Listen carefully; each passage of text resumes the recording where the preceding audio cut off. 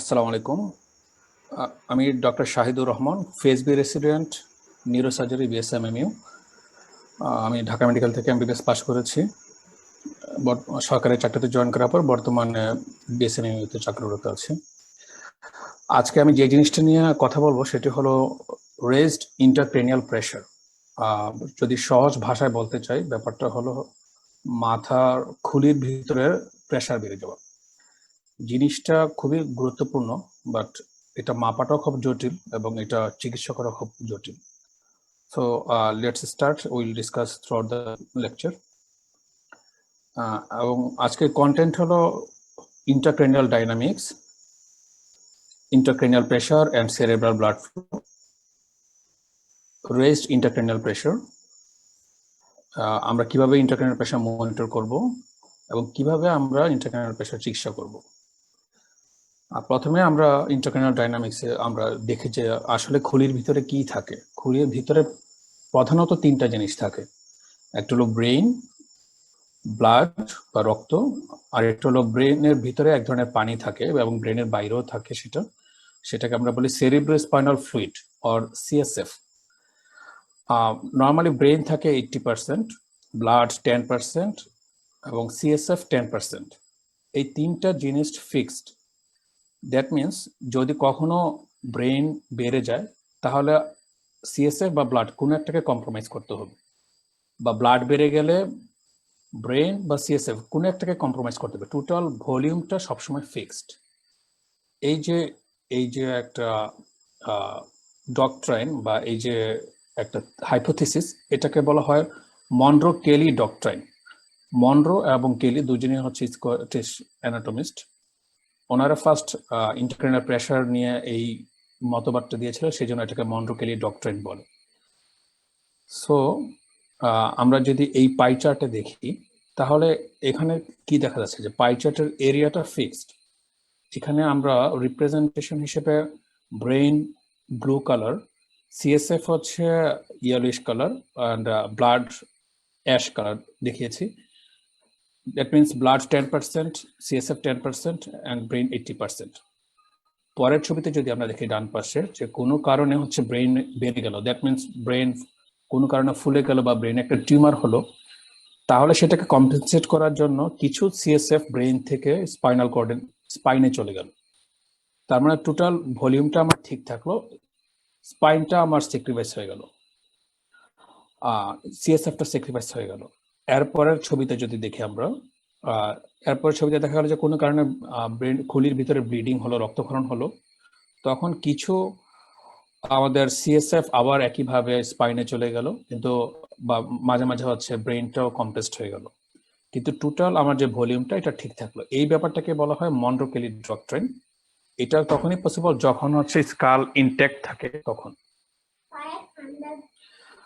So আমরা যদি পাশের ছবিতে দেখি গ্রাফে, তাহলে হচ্ছে এটা হচ্ছে নর্মাল অবস্থায়, ব্রেইন 80%, ব্লাড 10% অ্যান্ড সিএসএফ 10%। যখন প্রেশার আস্তে আস্তে বাড়ে, সাধারণত প্রথমে সিএসএফটা কমে যায় ব্রেনে, সেটা ব্রেন স্কাল থেকে নিচে স্পাইনে চলে আসে।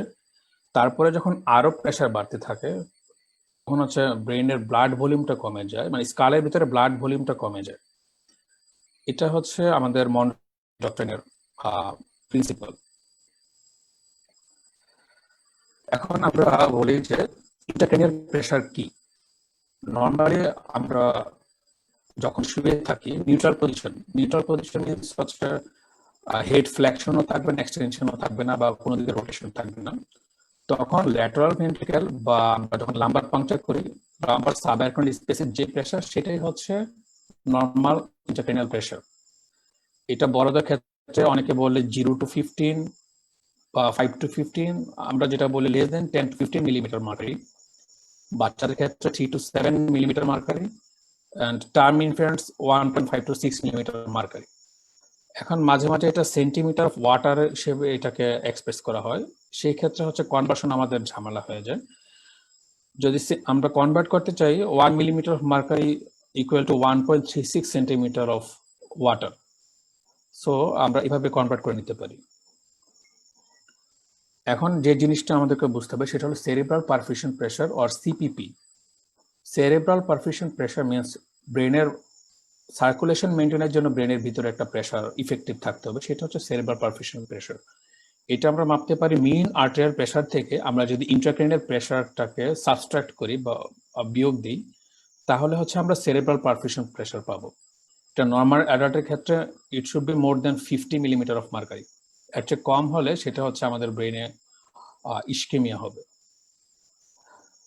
আমরা যেটা জানি যে pressure, blood pressure equal to flow into resistance or flow equal to pressure divided by resistance. Similarly, ব্রেনের ক্ষেত্রে cerebral blood flow equal to CPP, that means pressure divided by cerebrovascular resistance, or we can find CPP by subtracting ICP from mean arterial pressure and divided by cerebrovascular resistance. আমরা এইভাবে cerebral blood flow calculation করতে পারি। এখন ব্রেনের ব্লাডের demand একটু বেশি, এবং সেটা হচ্ছে ব্রেনে আমরা জানি গ্রে ম্যাটার, হোয়াইট ম্যাটার থাকে, দুটোর জন্য ব্লাডের ডিমান্ড দুরকম।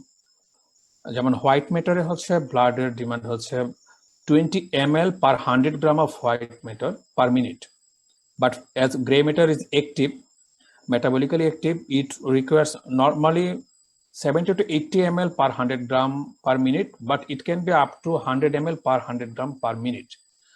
On an average, cerebral blood flow is 50 to 60 ml per 100 gram per minute. So that means এটা ব্লাড চাহিদা অনেক বেশি ব্রেনে।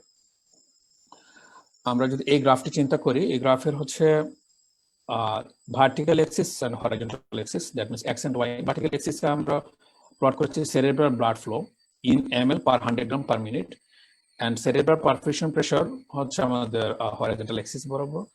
আমরা এখানে দেখতে পাচ্ছি 50 to around 150 millimeter mercury of cerebral perfusion pressure আমাদের ইন্ট্রাক্রেনিয়াল প্রেশার স্টেবল আছে, দ্যাট মিন্স ব্লাড ফ্লোটা স্টেবল আছে। এটার কারণ হচ্ছে প্রেশার রেঞ্জ যত বেশি বাট ব্লাড ফ্লোটা স্টেবল, এর কারণ হলো অটো রেগুলেশনের জন্য, সেরেব্রাল অটো রেগুলেশন মেকানিজম। এরপর অ্যারাউন্ড 150 পরে যখন সেরেব্রাল পারফিউশন আরো বেড়ে যায়, তখন অটো রেগুলেশন মেকানিজমটা ফল করে যায়। সেই জন্য হচ্ছে আইসিপি সাডেনলি বেড়ে যায় যখন হাইপারটেনসিভ এনকেফালোপ্যাথি ডেভেলপমেন্ট করে। সেক্ষেত্রে হচ্ছে আমাদের প্রেশার সিপিপি যদি অনেক বেড়ে যায়, তাহলে আমাদের হাইপারটেনসিভ এনকেফালোপ্যাথি হবে। আবার সিপিপি যদি কমে যায় less than 50, at the around point of 40, there will be a risk of focal ischemia, and if it further decreases further, there will be global ischemia. আমরা যে অটো রেগুলেশনটা ক্যাম্বো রেগুলেশন এন্ড মায়োজেনিক রেগুলেশন হয়, আমাদের এই সিপিপির সাথে relation আসলে myogenic রেগুলেশনটা। যখন হচ্ছে সিপিপি কমে যায়, সেরেব্রাল পারফিউশন প্রেশার কমে যায়, তখন ভ্যাসোডাইলেশন হয় সেরেব্রাল, তখন হচ্ছে সেরেব্রাল ব্লাড ফ্লোটা বেড়ে যায়। আবার যখন সেরেব্রাল পারফিউশন প্রেশার কমে যায়, ব্রেনের ভিতরে অনেক বেশি ব্লাড চলে যায়, তাহলে তো আমাদের রেস্ট ইন্টারক্রেনিয়াল প্রেশার হবে। সেই ক্ষেত্রে মায়োজেনিক রেসপন্স হিসেবে সেরেব্রাল ব্লাড ভেসেলগুলি হচ্ছে কন্ট্রাক্ট করে, ব্লাড ভেসেলগুলি ন্যারো হয়ে যায়। সো সেরেব্রাল ব্লাড ফ্লোটা যদিও সিপিপি বেশি, বাট একই থাকে, যেটা এই অটো রেগুলেশনের এরিয়ার মধ্যে পড়ে। এখন আমরা কখন রেজড আইসিপি বলবো? বেসিক্যালি তাহলে নর্মাল রেঞ্জের যখন বেশি, তখনই আমরা বলবো রেজড আইসিপি। বাট আমরা তো সবসময় আইসিপি মেজার করি না, আমরা মেজার করি হচ্ছে যখন হচ্ছে ব্রেন ইনসাল্ট হয় তখন। সেক্ষেত্রে আমাদের টার্গেট কি? ব্রেন ট্রমা ফাউন্ডেশন আছে, যারা হচ্ছে brain trauma management and ICP management নিয়ে কাজ করে। ওদের according to a previous edition, the previous target was the ICP should be less than 20 millimeter of mercury. But now, after their fourth edition published in 2017, the new target is ICP should be less than 22 millimeter of mercury. এখন হচ্ছে কি কি কারণে ব্রেনে pressure বাড়তে পারে? অনেক কারণে বাড়তে পারে, আমি কিছু এক্সাম্পল দেখাবো। যে ছবিটি এখানে দেখা যাচ্ছে বাঁদিকে, এটা হচ্ছে MRI of brain in axial section T2 image। এখানে হচ্ছে আমরা যেটা দেখতে পাচ্ছি যে ব্রেনের চারপাশে কিছু ভাঁজ দেখা যাচ্ছে। এই এলিভেশনগুলোকে বলে আমরা জাইরাস, আর এই যে খাতগুলোকে বলি সালকাস। নরমাল ব্রেনে এগুলি বোঝা যাবে। যখন ব্রেনে প্রেসার বাড়ে যাবে কোনো কারণে, তখন এগুলি ভালো মতো দেখা যাবে না, প্রেসারের কারণে এগুলি একসাথে চেপে যাবে। আর আরেকটা জিনিস আমরা দেখতে পাচ্ছি, এই যে সাদা সাদা যেগুলো হচ্ছে ব্রেনের পানি, যেটাকে আমরা সিএসএফ বলি, এই সিএসএফ ভেন্ট্রিকলে থাকে। এই কাটে শুধু ল্যাটারাল ভেন্ট্রিকলটা আসছে। তো নরমালি ল্যাটারাল ভেন্ট্রিকল দুটো সিমেট্রিক্যাল দেখা যাচ্ছে, এবং এই যে এইখানে ল্যাটারাল ভেন্ট্রিকলে যে আউটলাইন দেখা যাচ্ছে এটা নরমাল। কিন্তু আমরা দেখবো যে যখন ব্রেনের কোনো কারণে প্রেশার বেড়ে যায় তখন এগুলি কি হয়, এই জিনিসগুলো আমাদেরকে দেখতে হবে। আরো কিছু জিনিস দেখতে হবে, সেগুলো সিএসএফ আরো স্পেস আছে, কিন্তু এই কাটে শুধু আমরা এই দুটো জিনিসই দেখতে পারি। কোনো কারণে যদি লোকালাইজড মাসলেশন বা কোথাও একটা লোকালাইজড মাসলেশন ব্রেনে হয় ব্রেনের ভিতরে, তখন রেজ ডাইসিক হতে পারে। যেমন ডানের পিকচারটা হচ্ছে plane axial section of brain. It shows an lenticular shaped hyperdense lesion on the right side of the brain. This is the right side, this is the left side. That means patient right side is our left side. And we can see, we cannot identify sulci gyri here. You can see there is no sulci gyri pattern. And on the opposite side, it can be appreciated a bit, but on the same side, the sulci gyri pattern cannot be appreciated at all. Moreover, you can see there is no CSF space here. Only a small portion of the lateral ventricle can be visualized, because CSF already has been pushed downward towards the spine. And you can see this is the midline. It divides the brain into two symmetrical halves. But here you can see the midline is pushed towards the opposite side. So this shows the definitive raised intracranial pressure here. And this is another mass lesion. This is actually, you can see crescentic hypertension on the left side of the brain.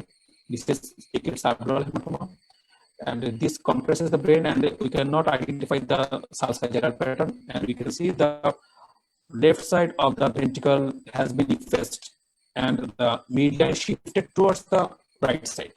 That means CSF already push হয়ে গেছে নিচের দিকে, আর midline opposite দিকে আমাদের মানে ঠেলে সরিয়ে দিচ্ছে প্রেসারের জন্য। সো বোঝা যাচ্ছে যে ব্রেনে প্রেসার বেশি, ক্রেনিয়ামের ভিতরে প্রেসার বেশি। আরেকটা হতে পারে এরকম টিউমার হতে পারে, এটা একটা গ্লাইমা।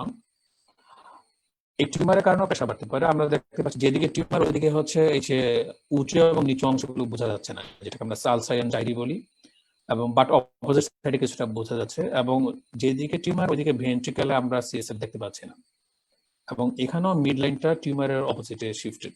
সো এখানে আমাদের তাহলে localise any mass lesion can cause raised intracranial pressure. Now intracranial pressure may be raised in case of if there is diffuse brain edema. Here you can see there is no localized mass lesion, but you can see this hypodensity. Almost 3/4 of the brain is hypodense. That means density is less than the normal parenchyma. And we cannot identify any ventricle here, and we cannot identify sulcal pattern. That means brain is in severe tension. That means there is raised intracranial pressure. This is a case of actually biliary encephalitis. So there is diffuse edema of the brain. And diffuse edema can also occur in case of diffuse axonal injury. In case of diffuse axonal injury, we may not identify any hematoma at all, because there are micro bleeding. And you can see the gyral pattern, sulci gyral pattern is obliterated, and ventricle is also effaced or obliterated on the right side. It is partially seen on the left side. So this is another example of diffuse brain swelling due to diffuse axonal injury. And when there is increased CSF within the brain parenchyma due to any obstruction in the CSF circulation, it may cause raised intracranial pressure.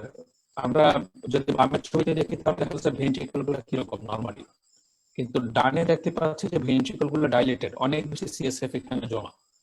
এই CSF জমার কারণে আমরা normally যদি বামে দেখি তাহলে brain প্যারেনকাইমাটা দেখা যাচ্ছে কত বড়, বাট ডানের ছবিটাতে দেখা যাচ্ছে ব্রেন প্যারেনকাইমা হচ্ছে কমপ্রেসড, এবং sulci gyral প্যাটার্ন গুলো বোঝা যাচ্ছে বাট অত ভালো না। So disturbance of CSF circulation can cause raised intracranial pressure. It may be an obstructive ventricular or it may be an communicating ventricular.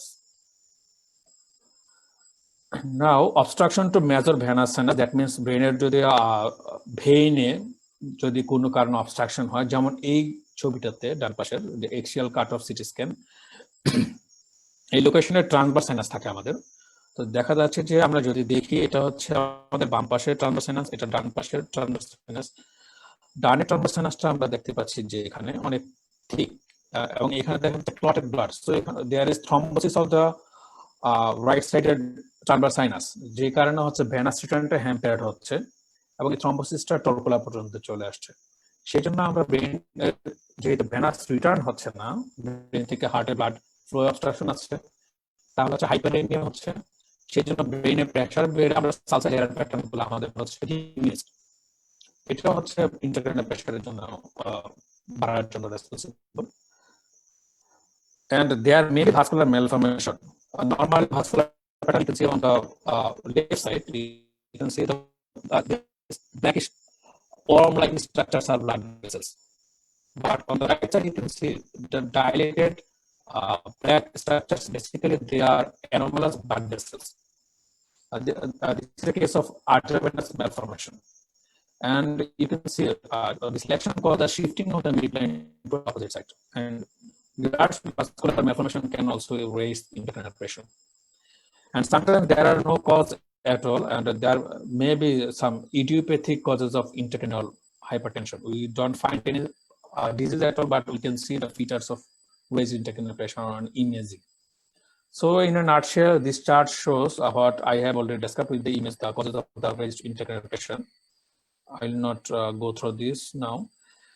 এখন হচ্ছে আমরা কিভাবে বুঝবো কি কি ফিচার থাকে রেজিস্ট্যান্ট ইন্ট্রাক্রানিয়াল প্রেসারের। প্রথমত হচ্ছে হেডেক। বেসিক্যালি ব্রেন কিন্তু পেইন সেনসিটিভ না, আমরা যদি ব্রেইনে নাইফ চালাই তাও পেইন হবে না।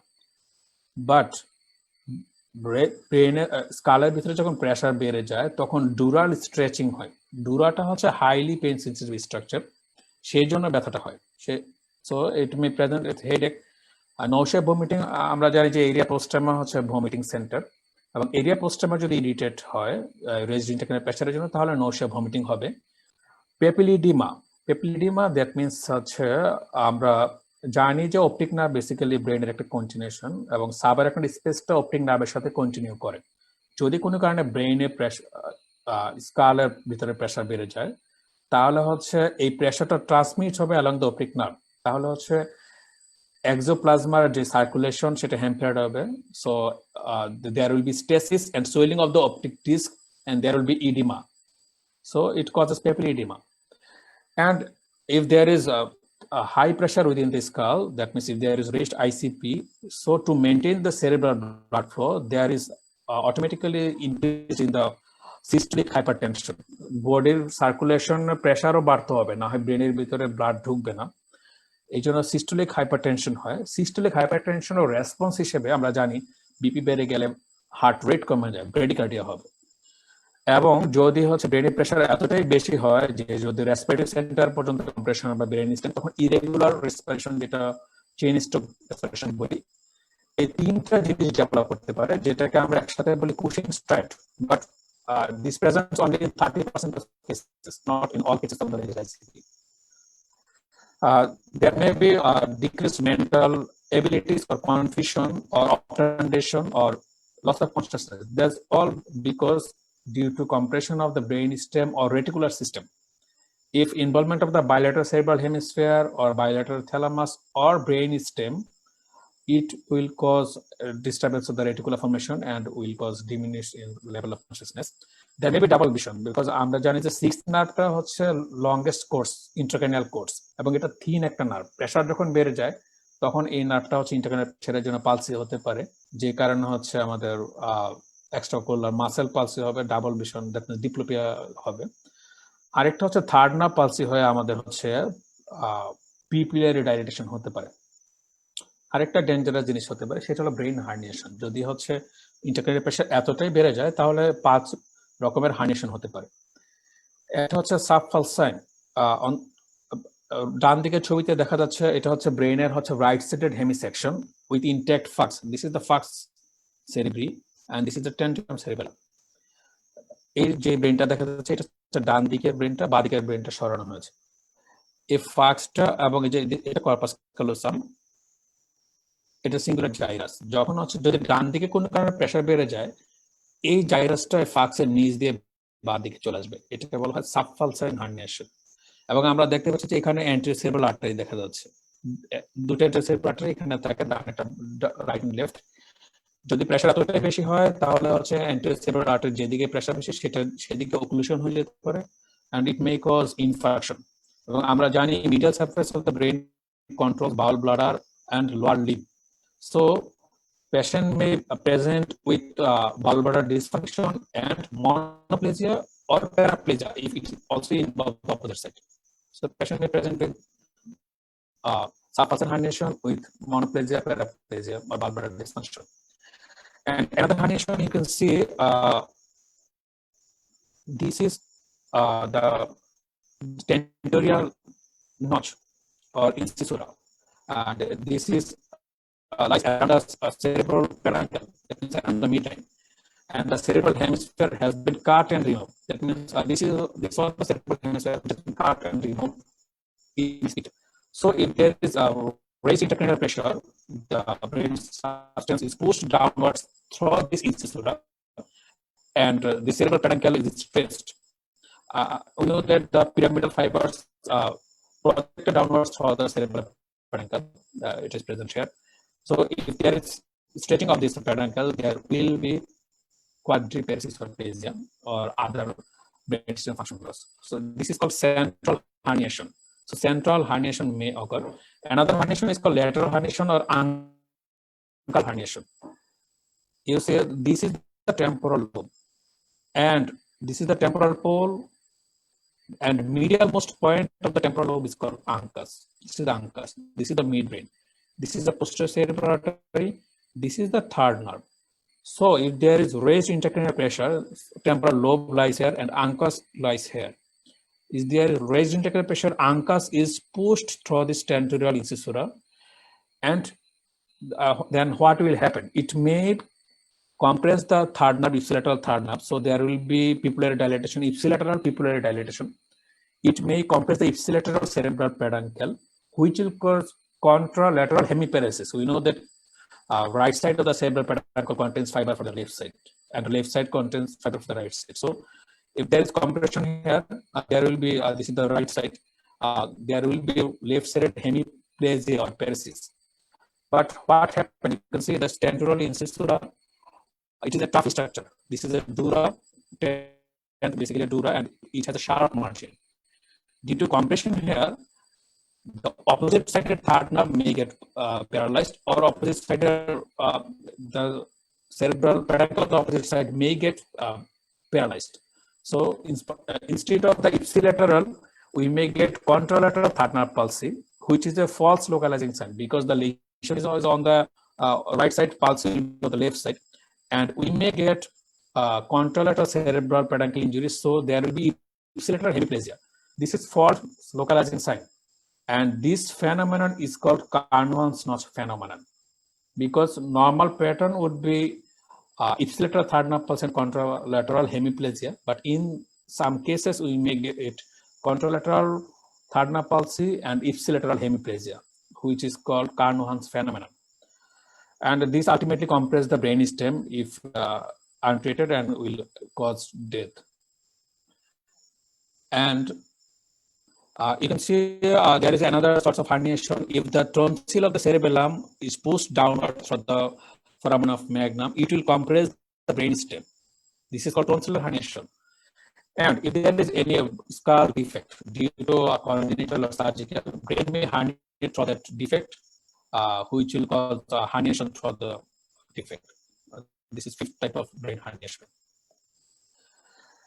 And now আমরা কিভাবে আইসিপি মনিটর করব? আইসিপি মনিটরিং এর কিছু ইনভেসিভ মেথড আছে, কিছু হচ্ছে আমাদের নন ইনভেসিভ আছে। ইনভেসিভ মেথড গুলো হচ্ছে মোর একুরেট, সেই জন্য ইনভেসিভ গুলোই পপুলার। এবং কোথায় কোথায় আমরা ইনভেসিভ টেকনিকে আমরা আইসিপি মনিটর করতে পারি? একটা হচ্ছে আমরা যদি ভেন্ট্রিকলে করে ক্যাথেটার দিই, তার সাথে যদি আমরা কোনো সেন্সর অ্যাড করে দিই, সেভাবে আমরা হচ্ছে আইসিপি মনিটর করতে পারি। আরেকটা হচ্ছে আমরা যদি ব্রেন প্যারেনকামাতে কোনো প্রোব রাখি, এই ছবিটির মতো, সেভাবে আমরা আইসিপি ইন্টারপ্যারেনকামার প্রোব। একটা হচ্ছে ডুরার বাইরে রাখতে পারি, সেটা হচ্ছে আমাদের আরেকটা হচ্ছে ডুরার ভিতরে রাখতে পারি আমরা প্রোবের মাথা, সেটা হচ্ছে subdural. Among those invasive methods, the most gold standard is intraventricular system. Intraventricular system হচ্ছে আমরা ল্যাটারাল ভেন্ট্রিকলে বেসিক্যালি একটা ভেন্ট্রিকুলার ড্রেনেজের সাথে যে ট্রিওস্টপকের মাধ্যমে আমরা সেন্সরটা অ্যাড করি, যেটা একটা মিটার লাগানো থাকে। And there are some non-invasive techniques for monitoring intracranial pressure. There are like radiographic CT scan, MRI, which I have already demonstrated. A transcranial Doppler may also detect the raised intracranial pressure. And optic nerve sheath diameter. Optic nerve sheath, we know that the CSF present within the optic nerve sheath, and if the raised optic nerve sheath diameter will be increased. So optic nerve sheath diameter, by measuring in the image, we can also predict intracranial pressure. And then steamography and autoregulation measurements, those are not so popular actually. এখন আমরা যদি ICP measure করি, আইসিপির wave গুলো কি রকম? তিনটা wave থাকে normal ICP ওয়েভে। একটা হচ্ছে P1, এটা অনেকটা আর্টেরিয়াল ওয়েভের মতো। P1 হচ্ছে, এটা হচ্ছে হার্ট যখন কন্ট্রাক্ট করে সিস্টোলিক বিপির সময় আমরা এই ওয়েভটা পাই। P2 হচ্ছে ব্রেনের কমপ্লায়েন্স, এটা ডিপেন্ড করে স্পাইনাল ফ্লুইড এন্ড ব্রেনের ভেনাস ব্লাডের উপরে। যে ব্রেনের কমপ্লায়েন্স যত ভালো হবে, P2 তত কম হবে। দ্যাট মিনস এই আর্টেরিয়াল প্রেশারটা সে তত অ্যাবজর্ব করতে পারবে। P3 হচ্ছে, সেটা হচ্ছে এটিএল কন্ট্রাকশনের সময় যেটা পাই, এটা খুব একটা সিগনিফিকেন্ট না। নর্মালি আমরা এই যেটা, সেটা হচ্ছে আমাদের নর্মাল প্যাটার্ন। বি যখন হচ্ছে ব্রেনটা কমপ্লায়েন্স লস করে, that means P2 equal to P1 or more than P1 হয়, তখন হচ্ছে raised ICP, it indicates raised ICP. এখন আইসিপি তো আমরা সব পেশেন্টে মনিটর করি না। কখন মনিটর করি? আমরা কিছু নিউরোলজিক্যাল ক্রাইটেরিয়াতে মনিটর করতে পারি। যেমন কিছু সেন্টার আছে যারা হচ্ছে কমন ফলো করে না, ওদের আইসিপি মনিটর করার জন্য করেন। কিছু সেন্টার আছে যারা হচ্ছে লোকালাইজ করতে পারে না, নিউরোলজিক্যাল এক্সাম ফলো করতে পারে না, ওদের জন্য করে। যখন মাল্টি সিস্টেম ইনজুর্ড হয় তখন কেন করা হয়? যদি হচ্ছে হাই ভলিউম অফ ফ্লুইড দিতে হয় বা হচ্ছে কোনো ট্রিটমেন্ট দিতে হয় যেটা আইসিপির উপরে ইনফ্লুয়েন্স আছে, ওই রকম ক্ষেত্রে মাল্টি সিস্টেম ইনজুর্ড হলে আমরা তখন আইসিপি মনিটর করি। তারপর যদি ট্রমাটিক ইন্ট্রাক্রানিয়াল ম্যাচ, যেটা আমরা দেখালাম, যে যদি এক্সট্রাডিউরাল সাবডুরাল হেমাটোমা থাকে বা স্কাল ফ্র্যাকচার, সেটাও অনেক ক্ষেত্রে হচ্ছে অপারেশন হবে কি হবে না মনিটর করার জন্য আইসিপি মনিটর করা হয়। আর একটা হচ্ছে নন ট্রমাটিক কিছু ইন্ডিকেশন আছে, যেমন হচ্ছে যদি লিভার ফেলিউর হয়, পার্মানেন্ট লিভার ফেলিউর, সেক্ষেত্রে আমরা করতে পারি। কিন্তু সেই ক্ষেত্রে হচ্ছে পেশেন্টের ব্লিডিং ডিসঅর্ডার থাকে, সেটা কারেকশন করতে হবে আগে। তাহলে কন্ট্রাইন্ডিকেশন কি পেশেন্ট আমরা মনিটর করব না, আর কোয়াগুলোপ্যাথি থাকলে এগুলো রিলেটিভ কন্ট্রাইন্ডিকেশন, কোয়াগুলোপ্যাথি থাকলে সেটা কারেকশন করব আগে। তাহলে আমরা কতক্ষণ মনিটর করব? আমরা যখন হচ্ছে আইসিপি নরমাল হওয়ার 48 থেকে 72 ঘন্টা পর, আমরা আইসিপি থেরাপি বন্ধের পরে 48 থেকে 72 ঘন্টা যদি আমরা দেখি যে আইসিপি নরমাল, তাহলে আমরা আইসিপি মনিটরিং সিস্টেমটা উইথড্র করব। এখন ইন্ট্রাক্রানিয়াল প্রেসার মাপার মনিটরিং করার কিছু অ্যাডজাঙ্ক্ট আছে, কিছু এক্সট্রা জিনিস আমরা মাঝে মাঝে মাপি। কখন? Jugular venous oxygen monitoring. Jugular ভেইনের আমরা অক্সিজেন টেনশনটা দেখবো, স্যাচুরেশনটা দেখবো। সেটা হচ্ছে আমরা একটা ফাইবার অপটিক ক্যাথেটার ঢুকে সেটা মাপি। নর্মালি হচ্ছে ইট ইজ ইকুয়াল টু মোর দেন 60%। যখন লেস দেন 50% হয় তখন বোঝা যায় ব্রেনে অলরেডি ইসকেমিয়া হচ্ছে। এবং আরেকটা আমরা করতে পারি, আর্টেরিয়াল আর জুগুলার ভেনাস অক্সিজেন কন্টেন্টের ডিফারেন্স নেই। যদি আর্টেরিয়াল জুগুলার ভেনাস অক্সিজেন কন্টেন্টের ডিফারেন্স মোর দেন 9 হয়, that means arterial oxygen saturation venous থেকে অনেক বেশি থাকে, তখন কি বোঝা যায়? তখন মানে গ্লোবাল ইসকেমিয়া হচ্ছে, দ্যাট মিনস ব্রেন অনেক বেশি অক্সিজেন ইউজ করে ফেলছে, যে জন্য ভেনাসের অক্সিজেন স্যাচুরেশনটা কমে গেছে, দ্যাট মিনস ব্রেনের অক্সিজেন চাহিদা পূরণ হচ্ছে না ঠিকমতো।